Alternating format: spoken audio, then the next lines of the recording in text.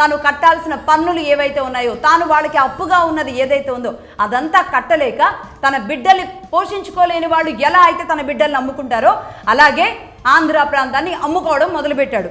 ఎక్కడి నుంచి మొదలుపెట్టాడు?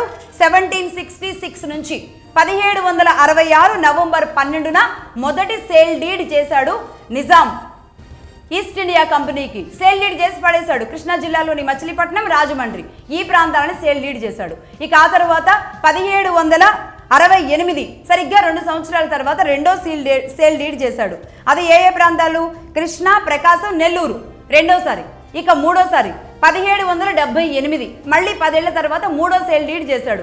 ఉత్తరాంధ్ర మొత్తం ఆ 3 జిల్లాలు ఏవైతే ఉన్నాయో ఆ 3 ప్రాంతాలని కలిపి సేల్ డీడ్ చేసేశాడు 1778లో.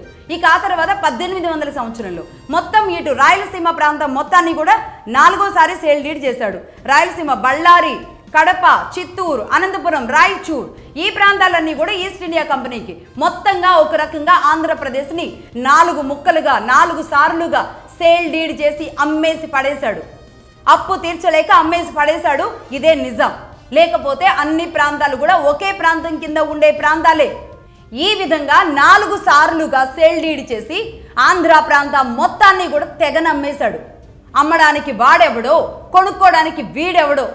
ఇదే భారతదేశం మీదకి వచ్చి మన మీద పెత్తనం చేస్తూ ఈ ప్రాంతాలని, మన మనుషుల్ని ఇలా జంతువులను కొన్నట్టుగా వాడు, జంతువులను అమ్మినట్టుగా వీడు చేసేశారు.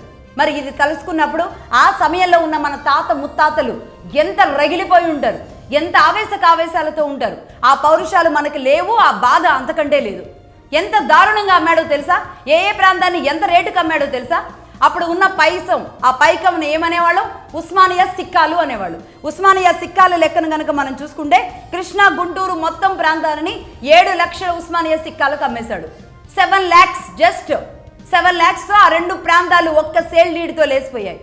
ఆ తర్వాత అమ్మిన చిత్తూరు, బళ్ళారి, కడప, కర్నూలు, రాయచూర్ ఈ ప్రాంతాలన్నీ కలిపి 24 లక్షల రూపాయలకి. 1823 ప్రాంతానికి మొత్తానికి దీనికి అయిన ఖర్చు ఎంత అంటే 31 లక్షల. ఈ ఉస్మానియా సిక్కాలు 31 లక్షలతో క్లోజ్ చేసేశాడు ఆ ప్రాంతం మొత్తాన్ని కూడా. ఇదే సికిందర్ జా. ఇంకా గట్టిగా చెప్పాలంటే సికిందర్ జా గాడు అనాలి.